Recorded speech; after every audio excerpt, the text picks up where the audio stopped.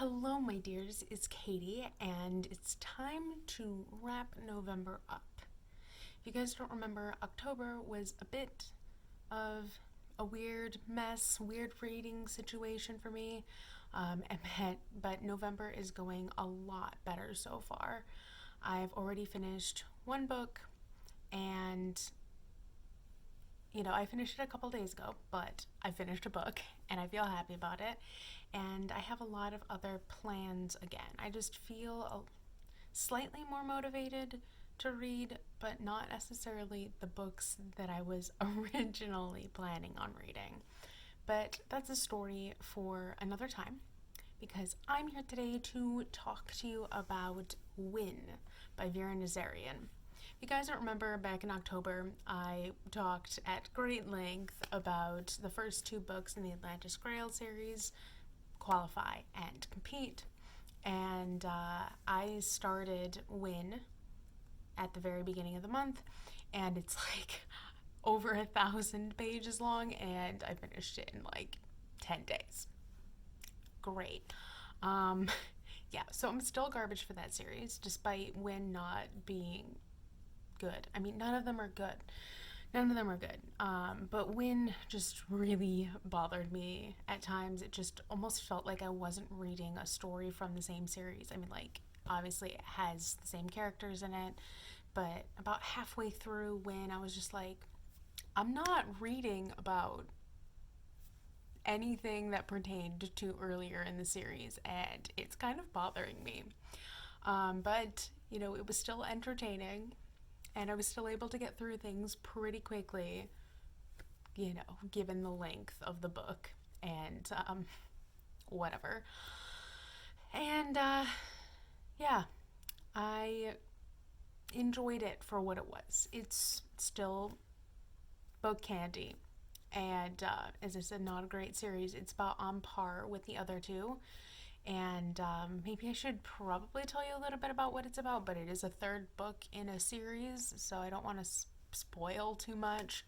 But basically, Win finds Gwen, our protagonist, on Atlantis, and she's thrown into some interesting situational times. One being relationship wise, which I'm not going to really touch on much, even though a large portion of the book focuses on that relationship. It's spoilery, so I'm not gonna talk about it much, but as I said, relationship, big part of the book. The second thing that I will mention is that this book takes place with these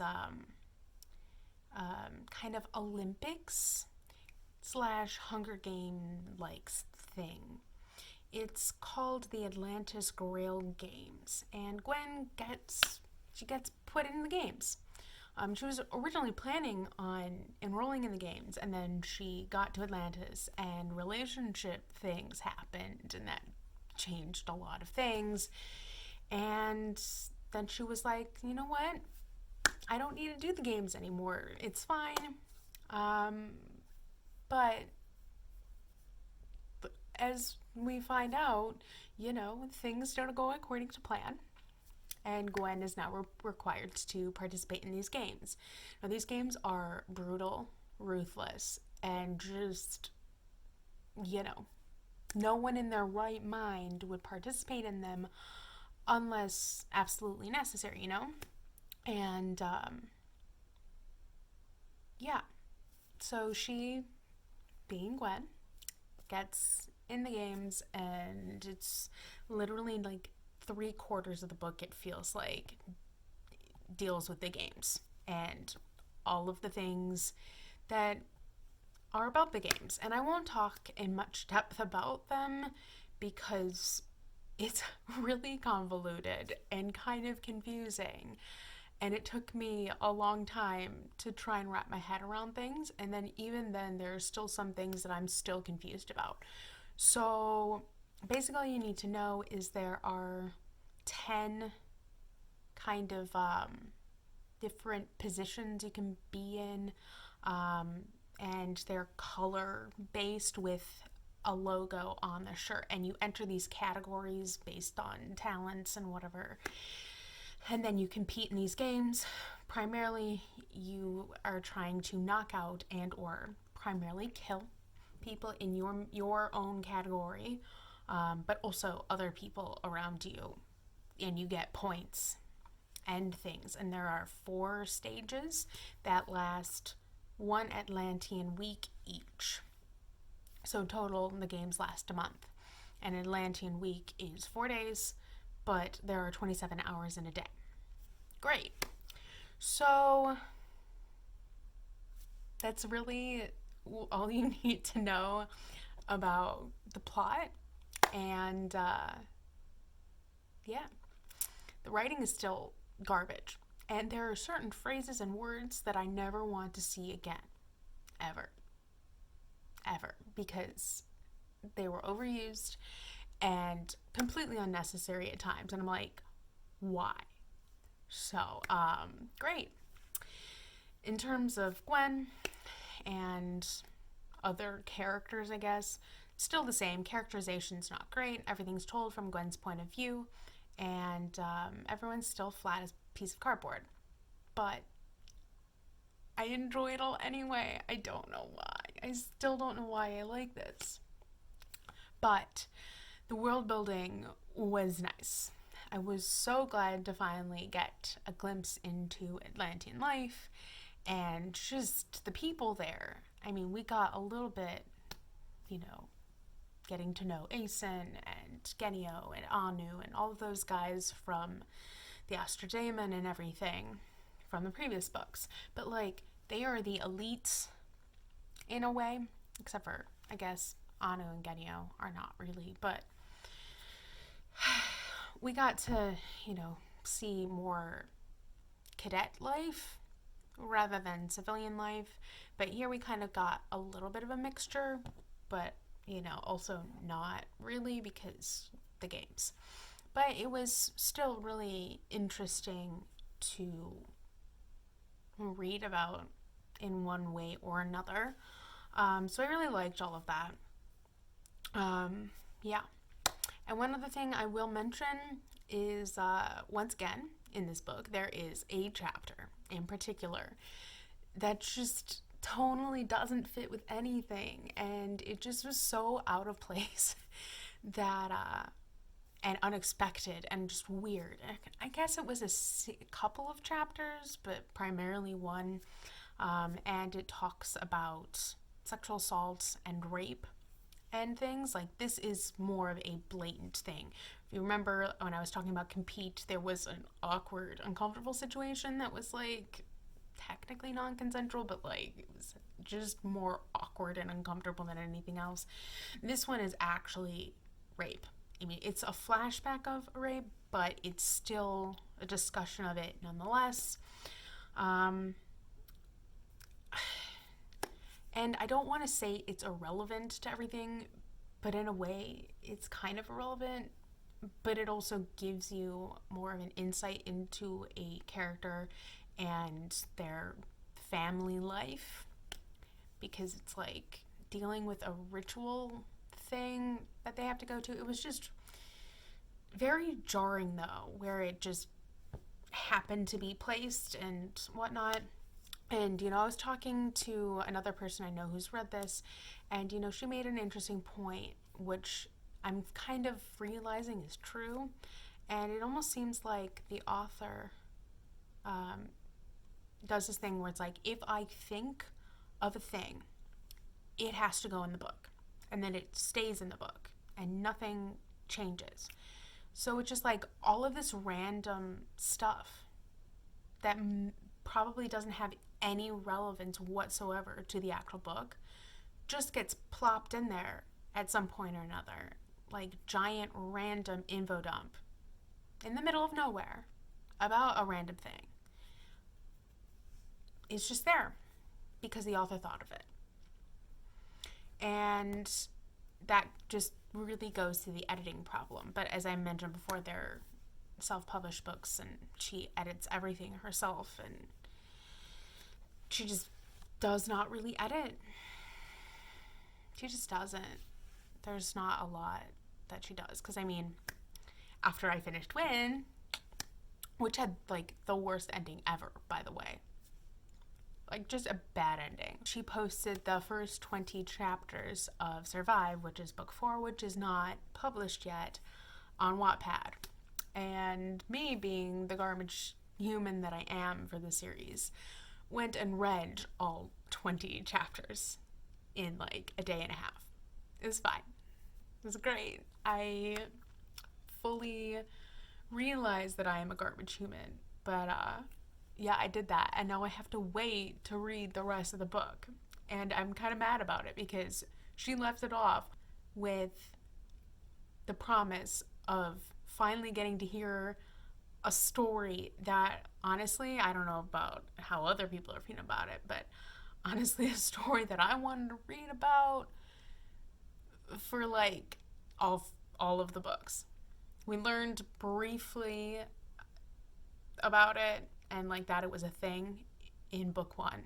Not necessarily in this context, like, knowing the name and whatever, but just knowing that this character died and came back to life and is, like, this big hero and whatever.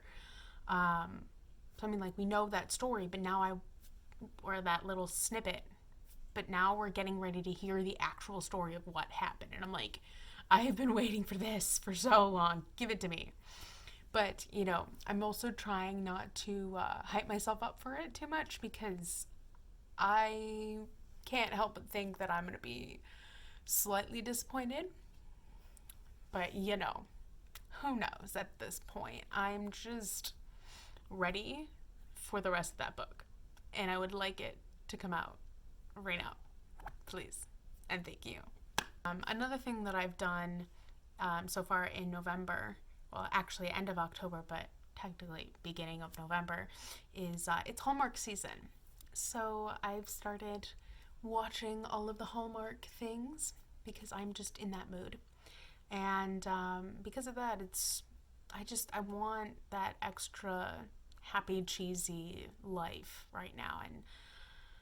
And I'm still reading fantasy, and, like, I still want to be reading fantasy, but at the same time, like, I want to read more effortless books, if that makes sense. Like, I just need something a little bit lighter and a little bit less brain energy. Other brief update thing, Vendy and I have decided to put a pause on our Assassin's Apprentice read, mostly because we both are just having a time with life right now and reading a heavy, in every possible way, book, heavy fantasy book right now is just not in the cards. I mean, like, if I were to keep reading it, it would probably make me feel a little bit better, but at the same time, like, there's some things coming up in that book that I'm just like, I'm not ready for that right now. And I mean, it's nice because, you know, it's nice to have that buddy reading experience and whatnot. But instead, we're getting ready to pick up Red, White, and Royal Blue, which I can't wait to get back to my boys. So yesterday, I participated in the Basically 24-Hour Readathon, and I decided to kind of combine the Believeathon and the Basically 24-Hour Readathon into one thing and just get as much of my Believeathon fake TBR completed as I possibly could. So I ended up finishing 4 things. I'm not going to tell you what prompts they'll go to. I'll just leave it down in the description because it's just easier that way. But I finished 4 books yesterday, and that was very, very exciting for me. So the first one that I read is Winnie the Pooh's Thanksgiving. And basically what this is all about is Pooh sets up a feast for his friends and talks about why he's thankful for them, kind of a thing. It's just really cute, short, and lovely. And I had a great time reading it. And then the second book that I read is The Little Prince by Antoine de Saint-Exupéry. Hopefully I said that right. French is not my strong point. And I don't know what happened to the dust jacket of this book. It has just magically disappeared. But there's the extra proof you need, The Little Prince. I had such a wonderful time rereading this book. I think my mom read this to me once when I was younger, maybe more than that because of the condition that it's in. I don't know. But I got a lot out of this even as an adult. I just had a really wonderful time getting back into this story. For those of you who don't know what this is about, this follows a young boy called the Little Prince as he kind of goes on all of these different adventures around the galaxy. He lives on a small planet, I think all by himself, with 3 volcanoes, a little flower, and a sheep that was drawn for him by another friend. And it's just a lovely story. It's very whimsical and very current in some ways. Just some of the things that occur in this I still see as a very adult thing to think about. So I would definitely recommend picking this one up if you haven't already. It's just such a lovely, touching, whimsical story, and I really enjoyed my time with it. Then the third book that I read is actually one of my favorite books from my childhood, and it's called No Flying in the House by Betty Brock.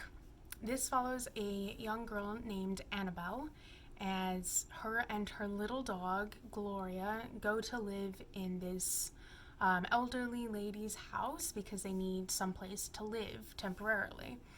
And in the process, while living there, it comes out that Annabelle is a fairy, or at least half fairy.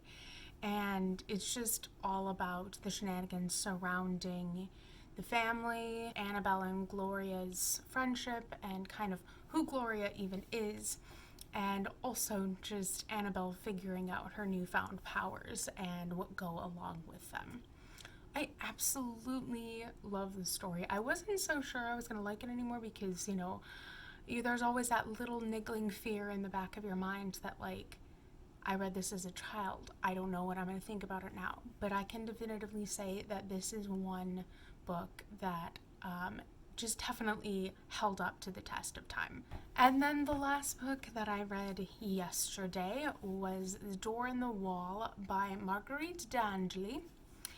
And this is a medieval-centered book that follows our young protagonist, Robin, as he's going on this journey to travel to his uncle's or guardian's castle because his father is away at war fighting the Scots and the Welsh, I believe.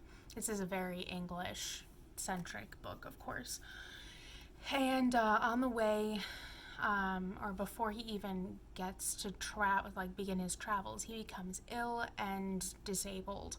And so a lot of this book is just Robin figuring out his disability and how he can still be useful despite having this ailment. And I actually really enjoyed it. I didn't love it as much as I expected to, but I still really enjoyed it regardless. And it was really lovely to see all of the medieval things and even just some historical accuracy and everything, even though it is a children's book. So that was really refreshing to see. But one thing that I didn't love, that I didn't quite think was necessary, was the dialogue and the use of certain language aspects. It just didn't seem necessary to use the these and thys and things of that sort. It just felt like too much almost. But other than that, I had a really great time with this. And if you haven't read it, I'd say give it a go because the representation, I thought, was pretty decent. So last night I finished my reread of Red, White, and Royal Blue by Casey McQuiston, and I had the best time rereading this. I read this as a buddy read with Vendi from Caught Between Pages. It was her first time reading it, and it was just so good and just so lovely to share it with someone while I was reading it. Also, this was my first proper and finished full experience of tabbing my books. The colors don't mean anything, at least in this book. It's mostly just like my favorite quotes and things. But yeah, I had one hell of a time tabbing this book. It was just such a good experience doing it. Now I can just flip to a page and find things that, I wanted to remember, or just significant quotes to me. And I just loved doing it so much. So I'm really looking forward to doing it with all of my other rereads books for the books of my heart and soul shelf, basically. I'm just so glad I reread this. And because this is the second time I read this book this year, I'm not gonna give you a summary or even do a review because I already did one, and I'll link that up above for you guys if you want to check it out. But it's just pointless for me to go through it again. Plus, this is such a popular book that I really feel like I don't need to tell you what it's about at this point. Also, the cover is kind of self-explanatory.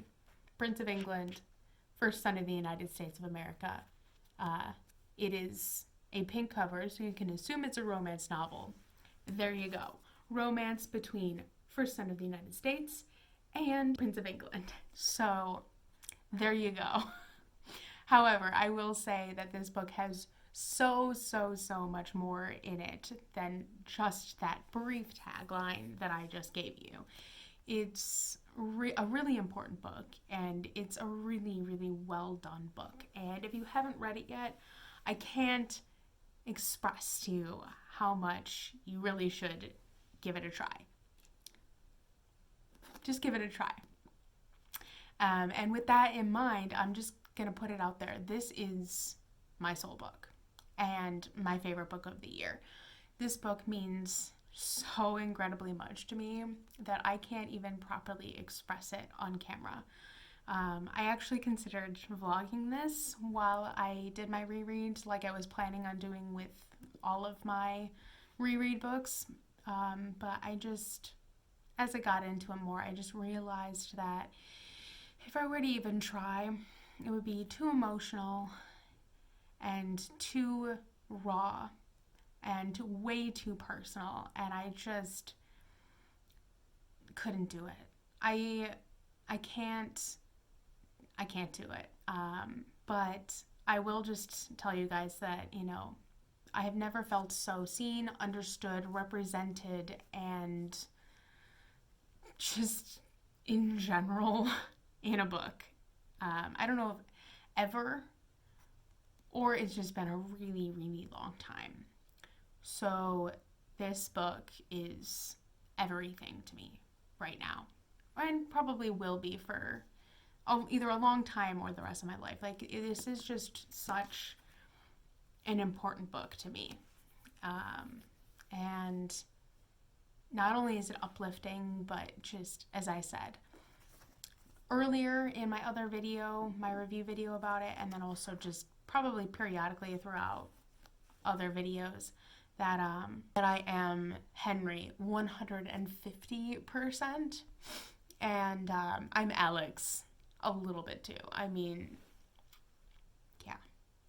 If you know me and you know the things that I like to do and my personality and everything, you can confirm that I am 10 million % Henry. Yeah, that's all I'm really going to say about that at the moment. But safe to say, I had a phenomenal time rereading this, and I don't know what else more I can possibly say about it, because all I'm going to do is just gush and scream and cry for 10 years.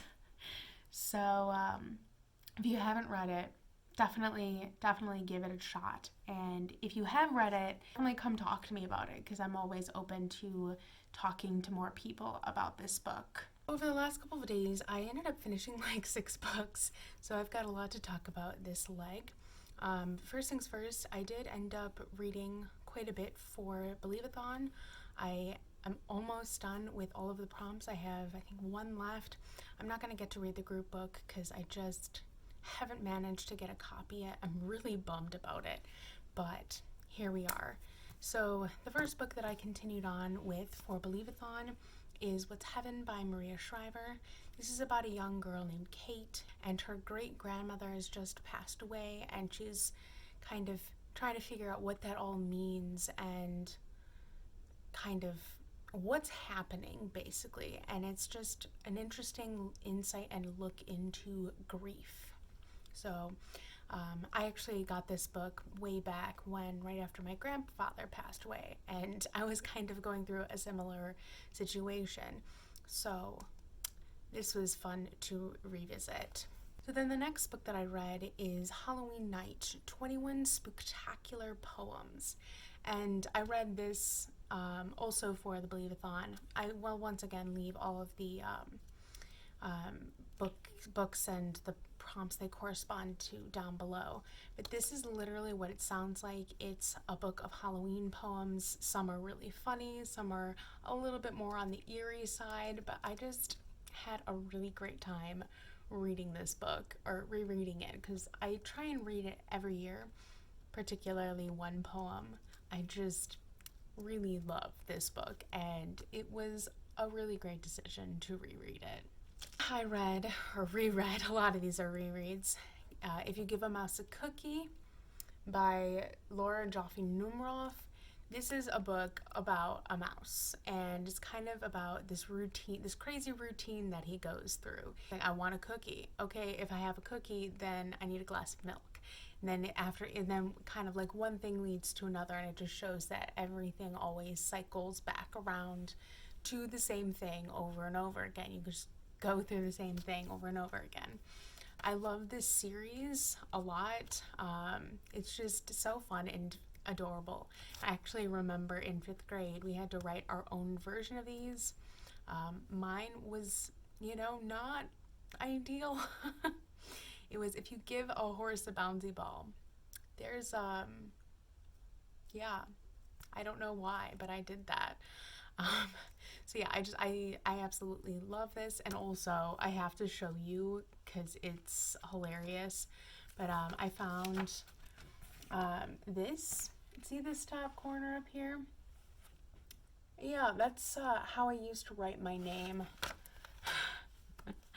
So that's where we're at on that, and that just shows how old this book is. I've had it for a very long time, but I had such a great time rereading it. And then the 4th book I finished was Christmas in Camelot by Mary Pope Osborne. It's a special edition version of one of the Magic Tree House books. It takes place at Christmas time, and they go to Camelot.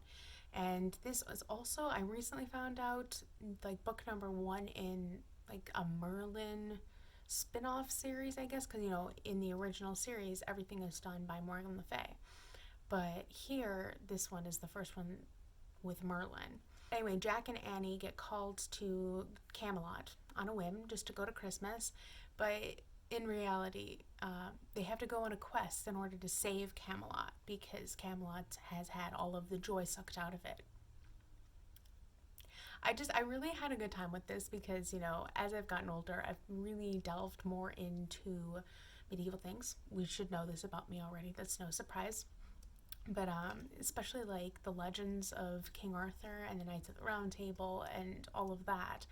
And just to see the little things that Mary Pope Osborne did with the legends and the myths, and how she interwove all of these different aspects of legends and things together was really interesting and kind of highly amusing in parts. But I had a really great time rereading this, and I remember why I loved this series so much as a kid. So, great time rereading that. And then the last book for Believeathon that I finished at the moment was Robin Hood by Howard Pyle. Or I should say it's The Merry Adventures of Robin Hood, because I think that's the full title. But I never read this specific edition, I don't think, when I was a kid, even though I've had this on my shelf for I don't even know how long. I must have started it because the ribbon was in a place before, So clearly I must have started it and then just put it down and walked away. I did that a lot as a kid too. I didn't call it DNFing, just got bored or got preoccupied with other things. But this follows Robin Hood, who is an outlaw who lives in this forest called the Sherwood Forest, and he has a band of people who live with him, and they're out there doing good and having all these kinds of crazy adventures of all different sorts. And I had a really fun time with this. Once again, I don't think the language was 100% necessary, because I'm trying to think as a kid here, right? And at least I know as a kid, I would be like, what am I reading and why is this here? I can't understand this, and I'm frustrated that I have to look up all of these words all the time. I mean, like, as an adult, I of course have a different perspective on it, and I'm like, yeah, that's great because you're keeping it true to its core, true to itself. But as a kid, they're going to be like bored and then not going to want to read this and continue on. It was kind of similar to my issue with The Door on the Wall, because they did the same thing. I'm like, great, historical accuracy, I am all for that. You know I'm all for that. But if for the audience that you're writing it for, I just don't see it holding a child's interest that way, if you know what I mean.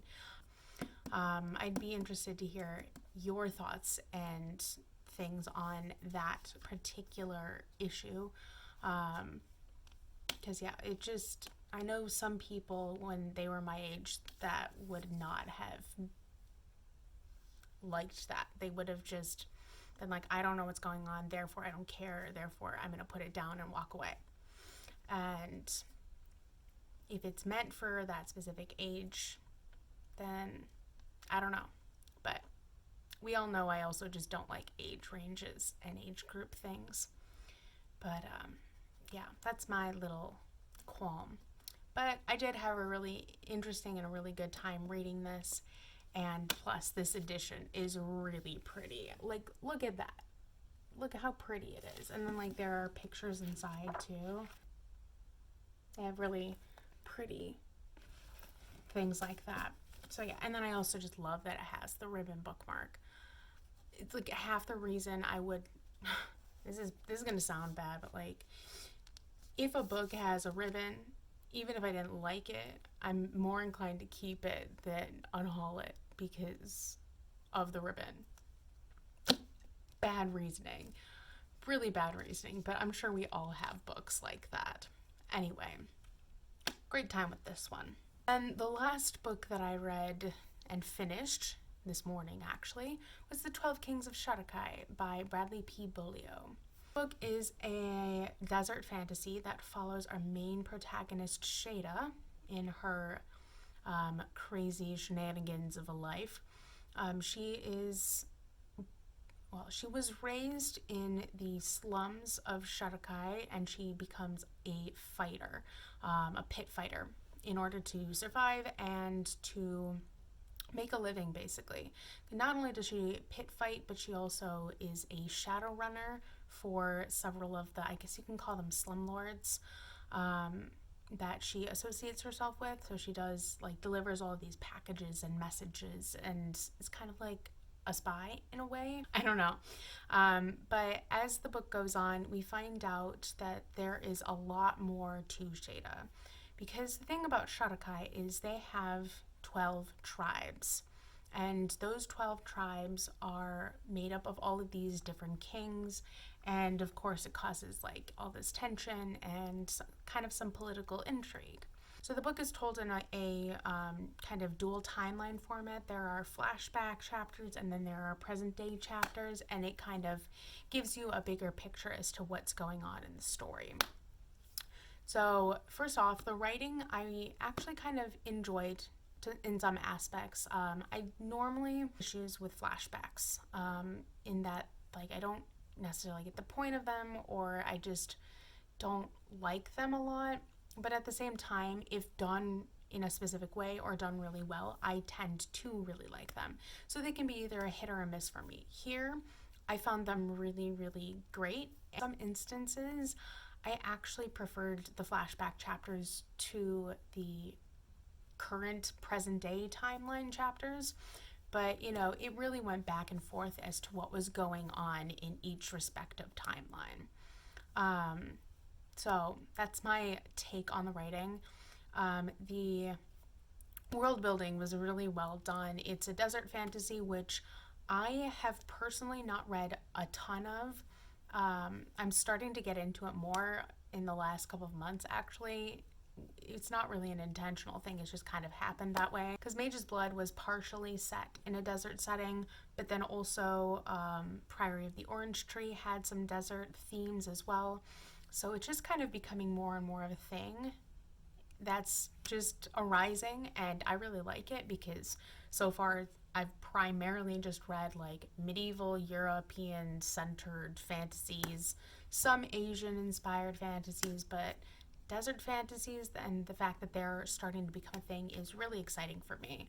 So I just really loved getting to see that in a book, and I thought that Bradley P. Bolio did a really good job with painting a picture of what this world is like, and all of the different aspects to it, like certain parts of the language and these ruin-like shapes that pop up from time to time that are actually kind of core to the story, and just talking about the difference between people who grew up in kind of these slums and people who are more royal, or even the people who live in an academia setting like a university. I just thought that all of that was really well done. The politics were laid out really well and really makes you want to keep going. So safe to say, I thought the world building was pretty strong. In terms of the plot sometimes got a bit, I don't want to say disjointed, but it got a little bit wandery from time to time, or I was like, what am I supposed to get from this? How do we get from here to here? It wasn't too much, so it didn't detract a whole ton, but that is something that I noticed from time to time. As I said, the plot is primarily telling us about Shada's life and the people that she's interacted with, because, as I said, she grew up in this slums of Sharakhai. But we also find out how she got there. Her mom and her were living together for a long time, and then her mom was killed. And I'm not going to go into much more than that because it's something that you really need to experience, and it's kind of spoilery. But then Shada ultimately gets herself into these pits and becomes a fighter and a warrior, due to a lot of different circumstances that get explained as the book went on. And then just kind of her motives for what she's doing, and kind of her just trying to figure out her past and what her mom was trying to tell her before she died. Kinds of things. So, I mean, it's got a bit of that mysterious aspect to it, which I really tend to really like in my fantasy, because it just keeps me wanting to know more, and I'm always trying to speculate and figure out what's going to happen next. So I really, really liked certain aspects of the plot. But as I said, sometimes it was just like a lot, because it is a multiple POV book, even though it is primarily told from Shada's point of view. There are other key characters as well, like Emre and the Kings and Darjada, I think is how you say his name. And they're all important to the overarching story. And now I'll talk a little bit about the characters, but not too much, because, as I said briefly a second ago, they'll have an important part to play in the plot, and if I tell you too much about them, it might take away from that. As I said before, our main protagonist is Shada, and she's a girl who is from Sharakhai, and she made her way to the pits, and then she's just trying to figure out her life, basically. And the thing about her, she's very driven, she's very powerful and very ruthless in a lot of ways. But for those that she is very close to and she considers her family, she will literally do anything she can to save them and to help them and to just be there for them. So a prime example of that is Emre. Emre is kind of not only just a soul brother to her and a very, very, dear friend, but I think they also have a bit of a romantic relationship going on too. I mean, they definitely have a sexual one because that is something that is not an issue in the society, or at least in the part of society that we primarily spend our time in. She seems to have like an extra kind of attachment to Emre. And their dynamic is a really, really interesting and lovely part that gets explored in the book. Then we have the gods that are very present in this book. There are so many different ones that mean different things. And as I said, they are very present in this book. Just the idea of religion and how it plays into the society is a very, very big part of this book. And just getting to see that through the different characters' eyes and the different factions of society is very well done. And then, as I said, Emre, he is, as I said, Shada's kind of very close friend, and he's there to kind of not only protect Shada, but like he does clearly love her, and he has issues with some of the things that she is going to do, and just always wanting to sacrifice herself, always putting herself in harm's way for one reason or another. And he's a good boy. He's a good soft boy. I like him a lot. And then, as I said, there are other characters, but they are significant players in different ways, and I don't feel like I can talk about them without spoiling certain facets of the book. But yeah, it was a really good book. It was really enjoyable, and I will probably be picking up the second one at some point in the future. So I just finished my reread of The Star of Kazan by Ava Ibbotson. This was one of my favorite books as a child. I absolutely adored this book. And not only is the book gorgeous, but that cover and that spine are also stunning. I am still in love with this book and this cover. But for those of you who don't know what this book is about, because I feel like it's a pretty hidden book. It's a book that not a lot of people know about. But it follows our main protagonist named Annika.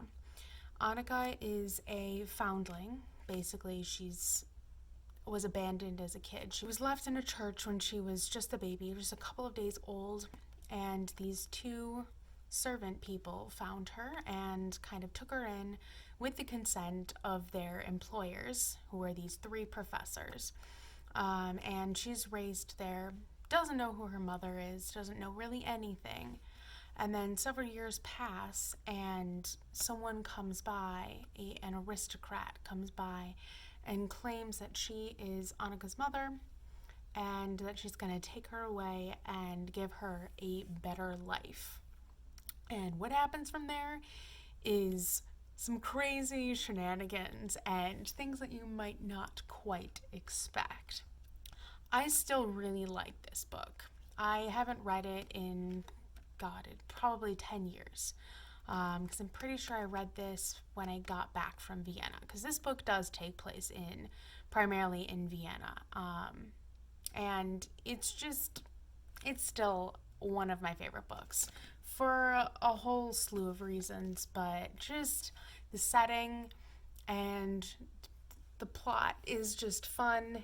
I mean, now that I'm older and, I've read this, at least 10 times at this point, I had a different perspective on it, but I still enjoyed it. So first, let's talk a little bit about the writing. don't really pay attention to it. The writing is the writing. It's there. It's conduit for the plot and the characters. It's fine. You guys know I say that 90% of the time. Don't have a ton to say about the writing. It's simplistic, it's easy to follow, easy to read. The font in the book is fairly large. Yeah, nothing to really say about it. There were parts I wish were fleshed out a little bit more, but for the age that it's written for, it makes complete sense. Now, talking a little bit about the world building.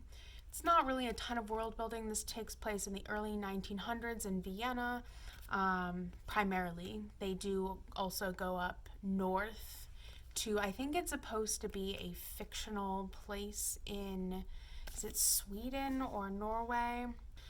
The world building is fairly well done because it is done from the author's recollection of her time living in Vienna.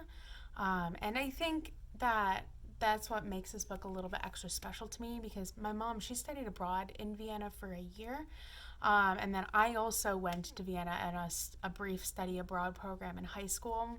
I really thought she did a really good job with discussing places and the atmosphere and the feeling of Vienna. The reason I loved this book is because of all of the horse discussion and all of the horse stuff in it. Very much a horse person.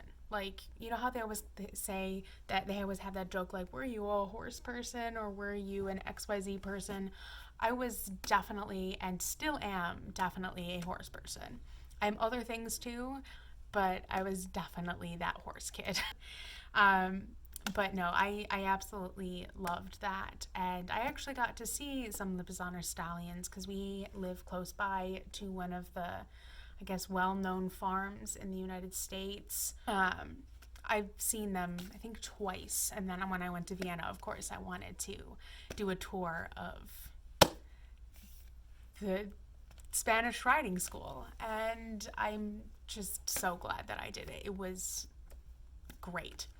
But anyway, there was a lot of discussion about that in this book. Like, in some ways, it was just as centric as the Annika and her mother plot line. Safe to say, like, the world building was quite well done for the time period that this was, even though it is like a historical fiction novel. Like, I thought that the portrayal of Vienna and Germany during the time period and capturing the essence of the place was done really, really well. Now, talking a little bit about the plot, as I mentioned before, Annika was adopted because she was basically abandoned as a child, doesn't know who her mother is, doesn't have a father, is taken in as a foster child in this professor's home, and she's just been brought up in a certain way. She's very kind-hearted and lovely. And then her mother, or this person who's claiming to be her mother, comes in and swoops in and takes her to this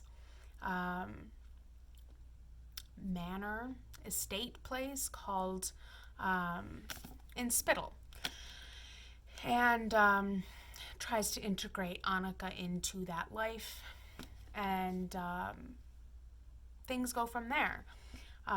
Things are not exactly as they seem, though, and that's where the interesting stuff comes into play.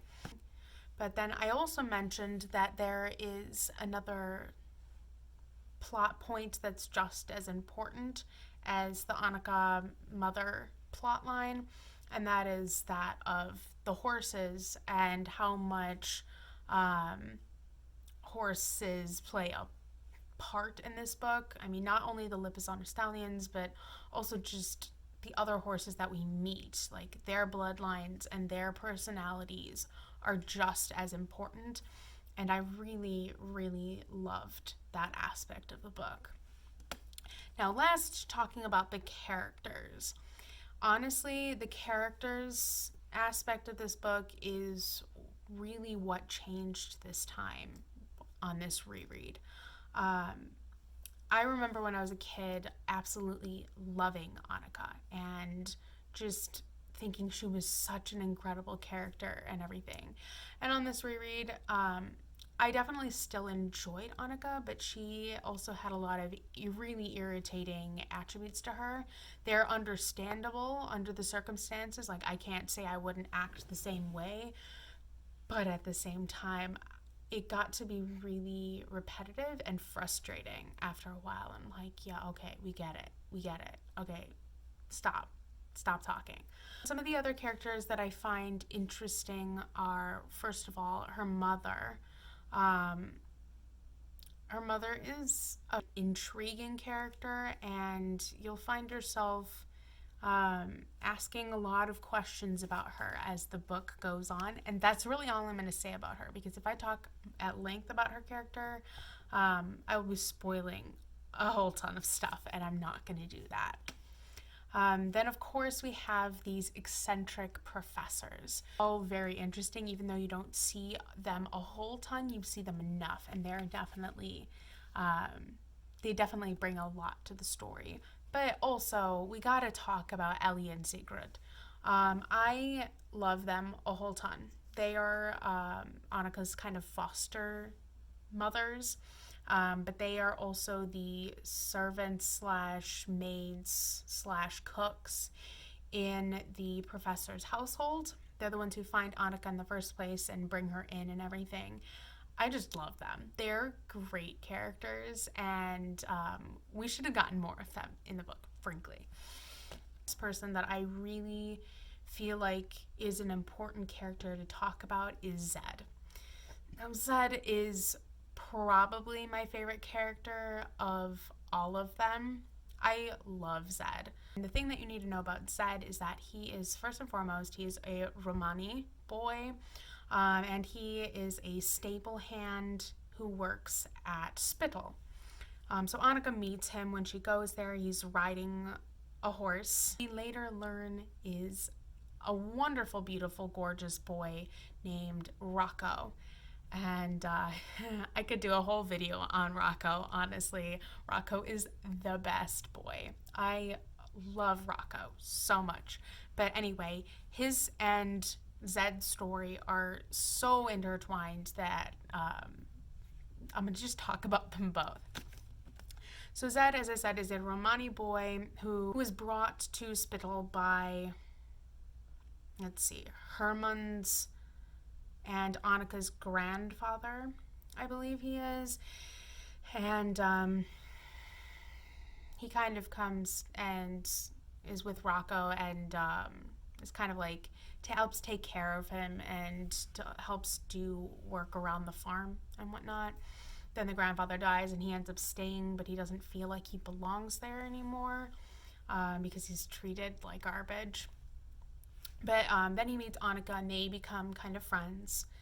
And then his whole plot line becomes intertwined in some other shenanigans that happen later in the book. But he is just such a wonderful character and I love him.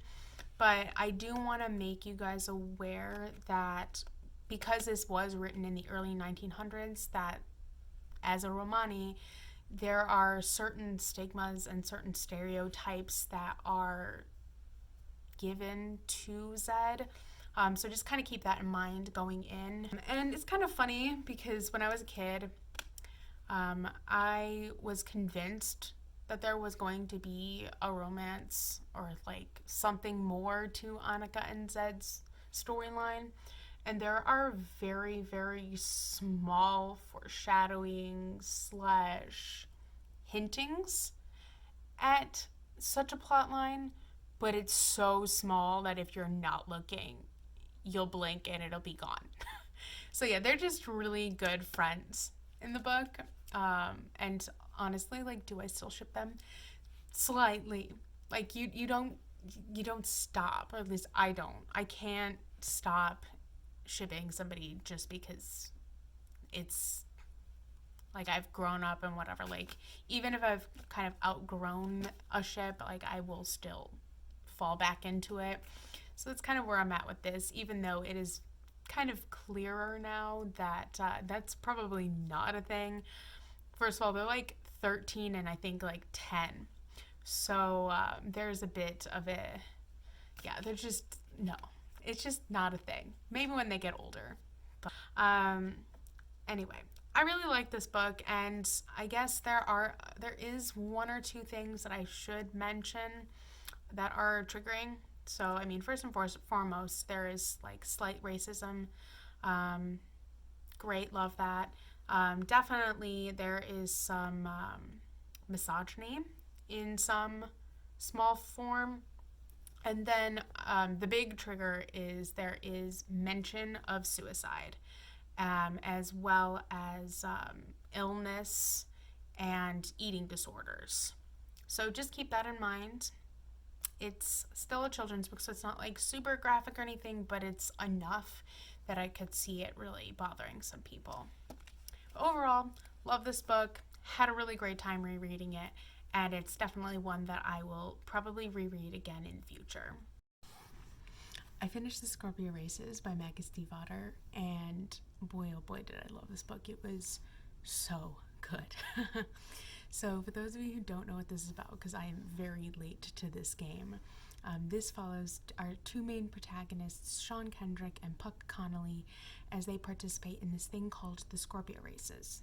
The Scorpio Races is something that happens on their little island. It's kind of an Irish or like Scottish Hebrides kind of a setting. At least that's how I've been picturing it in my mind. And what happens is there are these man-eating horses that come out of the sea every November, and people will go and catch them and then train with them for about 2 weeks and then race with them to see, I guess, who's the best or whatever. Breaking it down by category as per usual, the writing in this book was absolutely phenomenal. It was so atmospheric and so engaging. It just really pulls you in. It really is a very immersive style. So I particularly loved that about the writing. It was just so well done. The world building of this book is in a world that is very similar to our own, except for there is this special magic that happens kind of on this island. In a weird way, this is actually very borderline between fantasy and magical realism. And as you guys know, magical realism is not a genre that I like at all. But I didn't know that going into this, but I've come to a couple of realizations, and I'll expand on this in a separate video. But I have realized that one, genres are fake, and two, that if you try hard enough, you can find something that works for you in any genre, but you have to be willing to try. And then talking about the plot. The plot of this book is interesting. As I mentioned briefly before, it follows our two protagonists, Puck and Sean, as they embark on this Scorpio race adventure. Puck is a young girl who lost both of her parents to these water horses because they were, I guess, eaten or destroyed or something. They were walking on the beach one day and then they never came back. So it's just kind of Puck and her brothers living in this house, and they're very strapped financially. They are really struggling.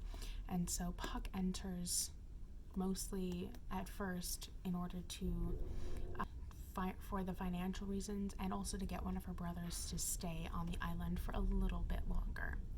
Sean, on the other hand, is a 4-time winner of the Scorpio races. He lost his dad to the races when he was young, and then he's kind of just been in the races pretty much ever since. But as the book goes on, you kind of realize there's a lot more to him. He's not all about winning. He's not all about the races. He really and truly does care for these animals, and his purposes for racing are not what you think they are. And I just really loved that. So I mean, the book is primarily focused on the before the races, then the lead up to the races, and then of course the race itself. Anyway, then moving on to the characters, I've already talked a little bit about Puck and Sean, but I really loved them as characters, and I really liked their dynamic together.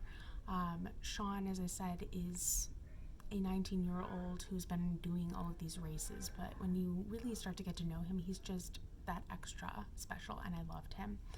And then Puck is a very willful, determined young lady, and I also love her and her no-nonsense attitude. And when they come together, because they do meet and have interactions and things, I love their interactions and everything about their relationship. It's one of my absolute favorite things. And then we also have a bunch of side characters. I won't go into too much about them because you really should experience them and their contributions to the book. But we have Puck's relationships with her brothers, who are very interesting, and then we have Sean's relationship with his boss and his boss's son, and all of the people just who basically hero worship him. And I really enjoyed getting to see that. But then I can't help but talk about the horses themselves. So Puck has a relationship with her horse Dove, and Dove is just a normal horse who likes to run and whatnot. And then we also have the Kabalishka themselves.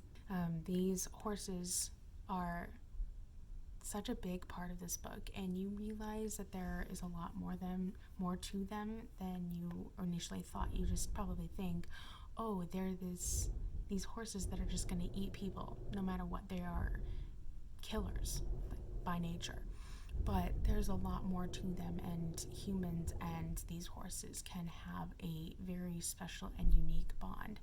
And that is something that is very, very important throughout the book as well. Now, one thing I do want to warn you about, because there are some difficult things in this book. First and foremost, I guess the lighter thing is there is, of course, some misogyny and sexism in this book. Of course there is. But some other more difficult topics that are in this are animal cruelty, animal death of multiple kinds, and also just human death. But anyway, I really liked the Scorpio races. It actually ended up surprising me. I thought I was going to enjoy it, but I didn't think I would enjoy it this much, but I did. And it's really making me want to get back into horse things, because I am very much that horse person, as you guys probably know from earlier in this video. I've read quite a few horse books this month, haven't I? Am I getting back to my childhood roots, or have they just never left? It's probably the second one.